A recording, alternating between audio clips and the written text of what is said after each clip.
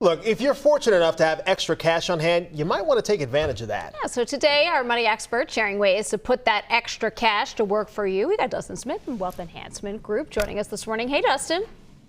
Hello and good morning. So don't stuff that extra cash into your mattress.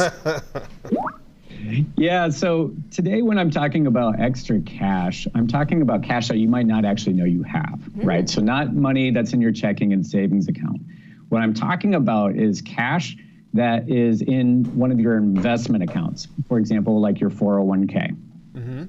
So what should we be doing with that extra cash? Wait, how do you, before that, how do you find That's out where I was going, about that extra cash that maybe you don't know about? Yeah, so here's the thing. I can't tell you how often I've sat down with someone and they might say, you know what, I got this account, it's not performing very well. And then lo and behold, we actually look at the holdings and we find out that a lot of this money has been in cash, meaning it was never invested in the first place. And often it's done just by accident, right?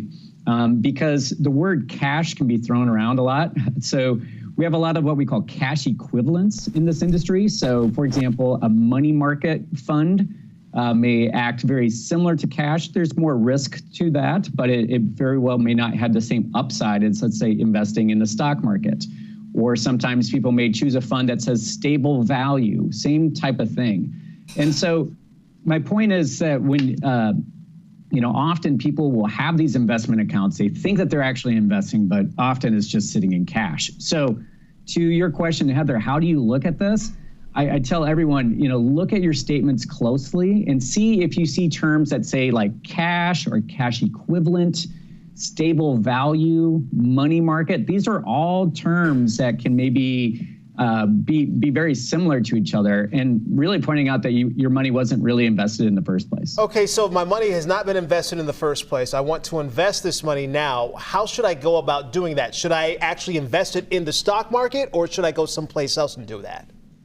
Yeah, so that's going to be different for everyone, what you want to do. But let's just use someone's 401k, for example, because that's a very common place this may happen. So, usually a great place to start with 401ks, if you're new to this, is that they usually have some investments that are based upon your age or the year in which you might retire. Sometimes those are really great turnkey options for people who just say, I just need to start somewhere, right? And so that's a nice place for people just to get that invested. Now, if you have a large amount of cash and you go, oh my gosh, well, now I'm worried about putting it into the stock market all at once. Now what do I do? There's a way that you can do this. We call it dollar cost averaging. And that's basically where you just invest a little bit of that cash every month or every week or something along those lines to try to spread out that timing risk about jumping back into the stock market. Now, that one you might need to work with a financial advisor or someone in the industry to help you do. But the point is, just don't sit around on cash because, unless it's on purpose, right? It's perfectly fine if it's on purpose, but the long term, you probably want to be invested. Yeah, and I guess the bigger point too is just know where your investments are. Yep.